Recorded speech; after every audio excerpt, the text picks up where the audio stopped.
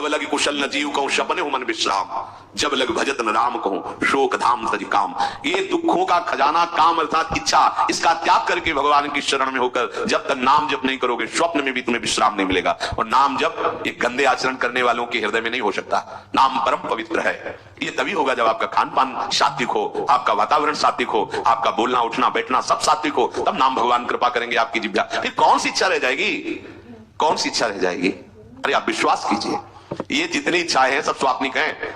जब आप सच्चा विवेक धारण करेंगे तो आपसे पूछा भी जाएगा कि जबरदस्ती केवट से कह रहे ले लो, वो कह रहे आपका चुनाव चाहिए, मोरे नहीं चाहिए।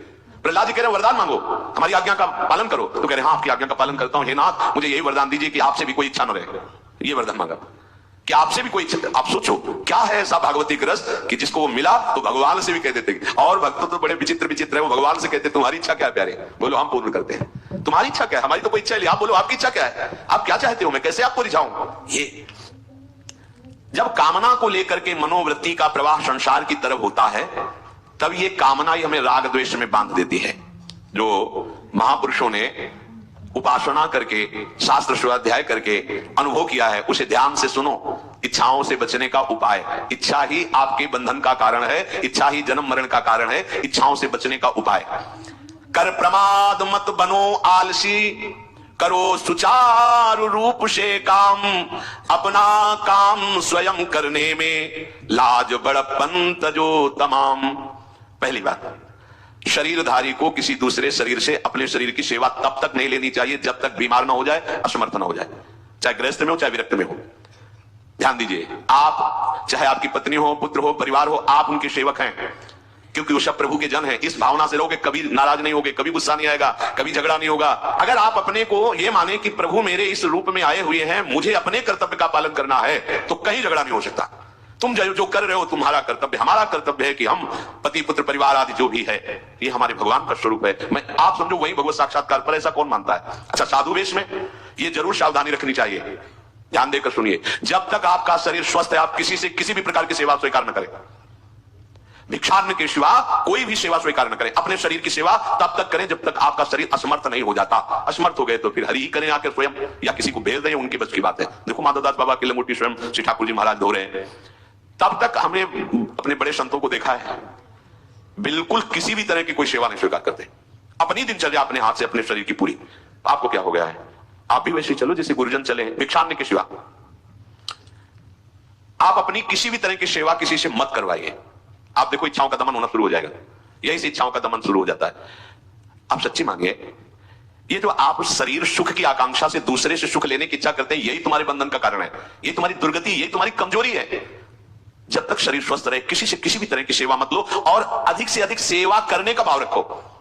सुधार, हमें सेवा करना है, सेवा लेना नहीं है। जब तक सेव्य का साक्षात्कार ना हो जाए या शरीर असमर्थ ना हो जाए तब तक ये नियम दृढ़ रखना चाहिए। गुरुजनों को भी देखा, श्री जी की सेवा कर दो, रसोई की सेवा, शरीर सेवा में कभी भी नहीं। कभी धोखे से ऐसे वस्त्र आदि रह गए और महाराज जनपद ने धोखे जल्दी से फैला दिया तो भी डांट लगी, ऐसा क्यों किया? नहीं पर रखते थे महाराज ने ऐसा कर दिया। नहीं, जब तक हम कहें नहीं तब तक नहीं।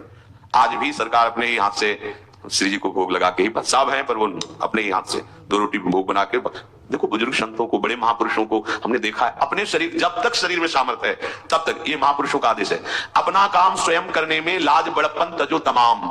अपना काम करने के लिए आप किसी को भी आदेश मत करें, किसी की भी सेवा स्वीकार न करें। हाँ हमें भूख लगेगी तो रोटी मांग लेंगे जाकर के, क्या जरूरत है हमें किसी की सेवा स्वीकार करने की? मांगो, खाओ, खूब भजन करो, सत्संग करो, कम खर्चे वाला जीवन रखो। जरूरत क्या है? जो जरूरत है गली चलते दे देंगे भगवान, विश्वास करो, गली चलते दे देंगे। विरक्त गृहस्थ धर्म पूर्वक कमाओ, जितनी आवश्यकता है प्रभु दे देंगे। ऐसा कोई त्रिभुवन में नहीं जिसकी आवश्यकता की पूर्ति ना होती हो। अनावश्यक तुम्हारी मांगे जो है वही तुम्हें दुख दे रही है। आवश्यक व्यवस्था सबको भगवान दिए हुई है, अनावश्यक मांग के लिए तुम्हें फिर फंसना होगा। ये तुम्हारी अनावश्यक मांगे हैं, ये हो जाए वो हो जाए वो। जो आपको जीवन जीने के लिए जरूरी है, धर्म पालन के लिए जरूरी है, वो बिना मांगे भगवान दे रहे सबको। देख लो, हाँ आप कि भाई हमको उस परिकर में रहना है, उस कोर्ट से रहना है, वो सब वीआईपी, तो हमको भी उस कोर्ट का, ये मांगे हैं तुम्हारी। तुम्हारा प्रारब्ध जितना है उतना तुम्हें मिलेगा, जो आवश्यक है वो तुम्हें मिलेगा। अनावश्यक मांगे करोगे फंसोगे, अधर्म में कूदना पड़ेगा तुम्हें। हाथ पैर सब साधन प्रभु ने दिए, दया कर तुम्हें समान, फिर क्यों उनसे काम न लेते, क्यों रखते हो झूठी शान। तुम्हारी सेवा के लिए तुम्हारे पास हाथ है, तुम्हारे चरण है, तुम्हें बुद्धि दी है, दूसरे से क्यों सेवा स्वीकार करते हो? प्रभु ने दया करके उद्धार के लिए तुम्हारे पास पूरी सामग्री दे दी, उसका प्रयोग करो। तन मन दोनों का हित करता, निश्चय शारीरिक श्रम युक्त।